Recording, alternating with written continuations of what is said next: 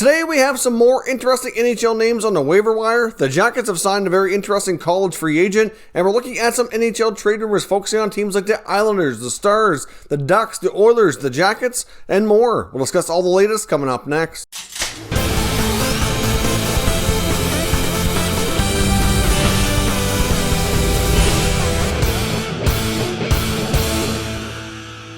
Welcome back to another video here at Top Shelf Hockey. Now, as I mentioned, we have a variety of things to talk about. Let's start today with the NHL waiver wire news. Of course, we had Jake Gardiner, defenseman for the Hurricanes, on waivers yesterday. He did, in fact, clear, so he will remain with the Hurricanes, and I believe he's already been assigned to their taxi squad. So, obviously, Gardiner won't be going anywhere, as I mentioned yesterday, because of that contract. I really don't see him being picked up, and we have some more veterans on waivers today. And again, I'm going to say the same thing. I think teams are using waivers more to get guys on the taxi squad and get more roster flexibility because they know there's a lot of teams that don't have the room, the ability, or for the most part, the desire to pick up some of these veterans on not fantastic contracts. So today we've got David Backes of the Anaheim Ducks on waivers, and we also have Jack Johnson from the New York Rangers. So I would suspect that pretty decent chance of both clear. I'll be shocked if either of them are picked up, to be honest, and then they can be assigned to their taxi squads from there. But certainly a lot of NHL veterans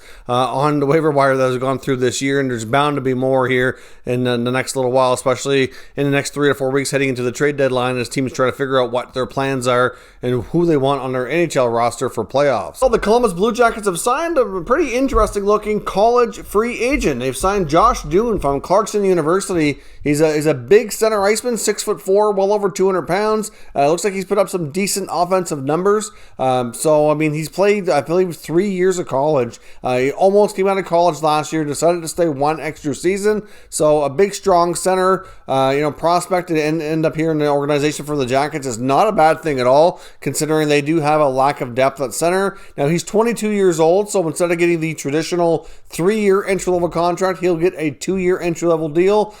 So obviously he'll need his next contract in 2 years' time, be a restricted free agent. So interesting pickup there by the Jackets. Hard to say how quickly he jumps into their lineup or gets an opportunity. Probably will need some time with the American Hockey League before getting an NHL opportunity. Now, jumping into today's NHL trade rumors, I want to start with the New York Islanders. The Islanders are an interesting team. We've already touched on them a little bit recently. Given the fact that the Islanders are such a strong team, having a good season, many felt that there was a good opportunity. If they were able to, they would certainly try to bulk up a little bit before the playoffs to make sure they're as strong as possible, especially in the offensive department. We know goaltending and defensive play and cutting down on goals against, all that kind of stuff has been really good for them, but they could use another game breaker, another scorer if they were able to make that work. Well, unfortunately, one of their top goal scorers and captain, Anders Lee, has gone down with a pretty serious injury. He was placed on long-term injury reserve today. There was already talk and speculation of what Lou might be doing to add to this team.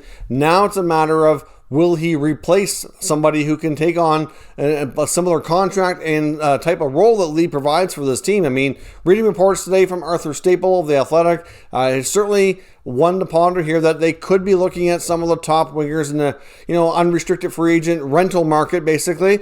Somebody who could come in, replace Lee. But the only problem is with Lee being on LTIR, puts him out of action for at least 28 days. But will he be able to come back before the end of the regular season? I mean, technically, unless they know for sure he's going to be out till the end of the season, then, realistically, they can't really take on that money, because if they did, and they wouldn't be able to bring Lee back, and it could certainly be in a cap problem. So obviously, if it looks like he's going to be out long term, which they certainly have their time to kind of see how this goes. I mean, the deadline's not for another month, but you have to think based on what Staples saying in his recent article here and what NHL insiders have been saying, you have to think they're looking at some of the top wingers. There's certainly a couple that are a little bit more expensive than others. So, for example, Taylor Hall in Buffalo. You get Kyle Palmieri not far from them with the New Jersey Devils. Would certainly be two options for them to certainly take a look at. Now, of course, in the case of Taylor Hall, he would have to waive his no-move clause, but I think he would waive to go to the Islanders. I think that's a chance he would be willing to take if he were traded. I mean, he's still pretty close friends with Jordan Eberle from their time in Edmonton. I think they would take that opportunity to play together, and I think Hall would see an opportunity to chase a Stanley Cup. Now, whether or not there'd be a long-term fit with the Islanders, hard to say. I mean, they don't really have a ton of room cap-wise moving forward, and with a flat cap, it's going to have its challenges.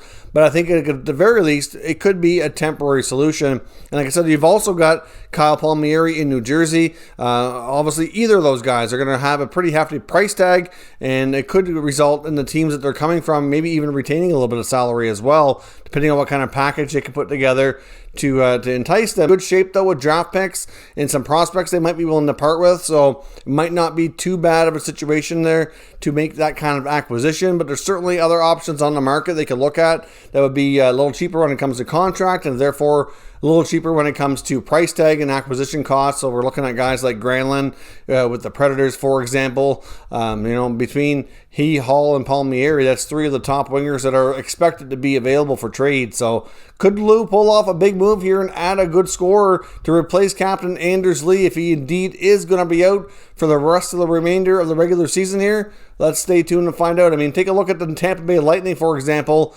Many people are saying how convenient it is that Nikita Kucherov will be ready for the playoffs when he's already skating today with all that time left in the regular season. The season's only halfway through. He's already skating, but they're saying he won't be ready to the end of the beginning of the playoffs, into the regular season. So, I mean, to me, it's certainly a workaround.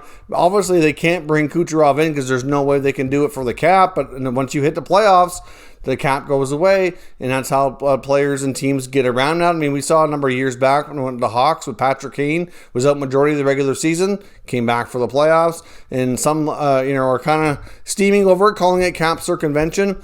Maybe there is something to it. I don't know. I mean, I'm no doctor. I haven't seen any medical reports, but it's not very often you hear of a player that's starting to skate to recover and rehab an injury, and then it takes 2 months before they're able to play. So we'll see. But in the case of the New York Islanders and Anders Lee, he's going to be out for at least half of the remaining period of time of the regular season here. So we'll have to get further evaluation here on the injury, because there hasn't been a whole lot disclosed right now, just that they put him on LTIR. So, he's out at least a month. Now, I also want to take a look at some reports concerning the Dallas Stars from Matthew DeFranks, who's gone over this team, covers them quite closely, talking about some players that he feels could be traded, assuming Dallas doesn't improve and get themselves in a better playoff situation here. Obviously, the Dallas Stars are a team that's going to have to make some tough decisions ahead of the expansion draft as well. And even though he mentioned several names in his article about players who he feels could be potentially traded, I mean, there includes some veteran guys like Como and Cogliano, but the most interesting to me was goaltender Anton Khudobin.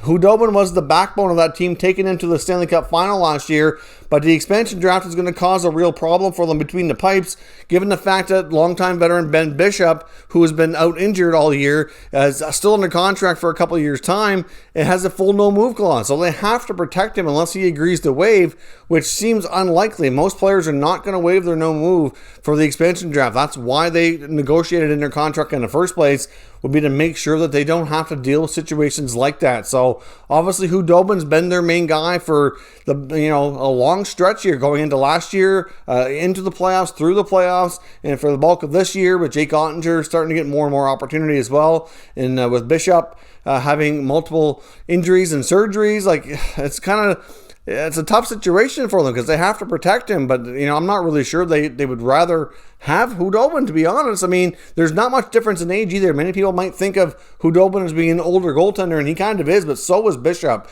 There's not a great deal of difference there, but it's a situation where they might move him in order to avoid losing him in the expansion draft. Now, it's not something the Stars have to deal with ahead of the deadline. They could wait until the season's over and deal with it in the early part of the offseason before the expansion draft, but there's always teams looking for goaltenders, especially in this kind of year where they can carry three, and Khudobin was a playoff warrior last year, and for teams that are going to be looking for an upgrade, he would be a terrific part of that. So, I mean, look, he's got a great contract. He's not making a ton of money. He's got a great experience last year. He'd be a great acquisition for many teams. So you have to wonder how the Stars are going to handle this and what they could do here, but I would not be shocked to see Khudobin on the move, just being a victim of the numbers game when it comes to the expansion draft and due to Ben Bishop's contract. We've also seen reports before that Elliot Friedman's mentioned he feels eventually Columbus is going to trade goaltender Elvis Merzlikins, in a likely landing spot being the Edmonton Oilers. Well, there was an Athletic article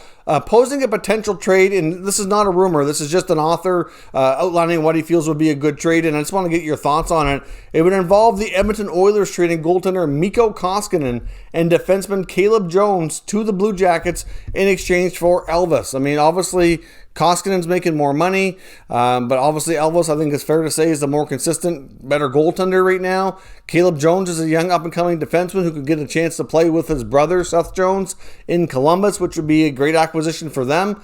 Obviously, the Jackets have a lot of money tied up now between Jones and Werenski. They're going to have even more when they need their next new contracts.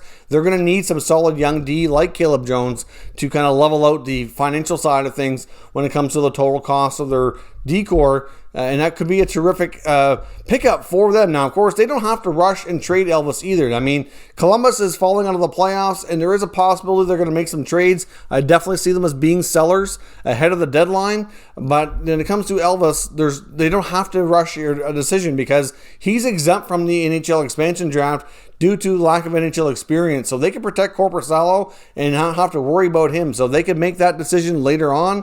They could wait until next year. They could do it in the offseason. So it's not like a lot of other teams that are trying to juggle things here, not only for the playoffs, but have the expansion draft in mind. So do I see that being a deal that happens eventually? Yeah, it's probably a good possibility because the amount of money they gave the Merzlikins, he likely does need to be moved and find ways to reallocate that money either to some solid D or another top scorer, and obviously that would be helpful from that regard. Do I see them taking on Koskinen in return? Not at all. I don't think the trade would happen as is. I can see Elvis going to Edmonton. I can see him being a great fit there. I can see them having interest in Caleb Jones in return, but I don't think they're going to take Mikko Koskinen. That's going to be a tough deal for the Oilers to get underneath from. So we'll have to see what happens and how they can try to make it work and pick up Elvis if they indeed are going to go down that route like Elliot Friedman thinks they will here eventually.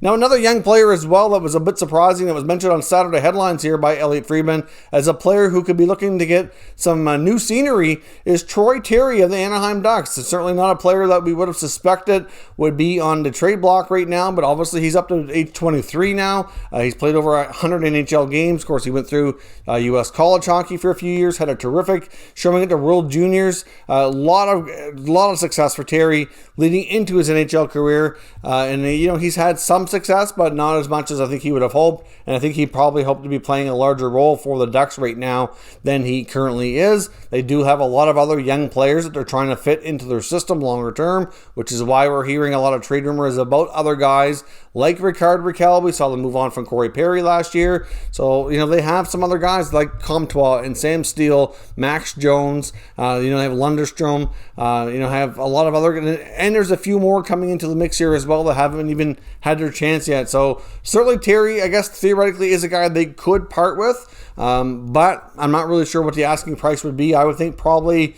another young player of similar stature in return, maybe somebody who's got 1 or 2 years of NHL experience that could also benefit from a change of scenery and a fresh start. Hard to say, but certainly another player to keep your eye on. Again, not something that has to happen ahead of the deadline. That very well could be an off-season move here as well. But the Ducks are certainly going to be retooling for sure. And it looks like Troy Terry might not be in their future plans. So we'll see where he ends up if he does indeed move on from the Ducks in Anaheim. So let me know your thoughts and everything discussed here today and down in the comments, and we'll discuss further. If you're new to the channel, consider subscribing and turning on your notifications so you don't miss any future content, and give this video a thumbs up if you enjoyed it. I'd appreciate it if you did. As always, thank you for watching, and I'll catch you next time.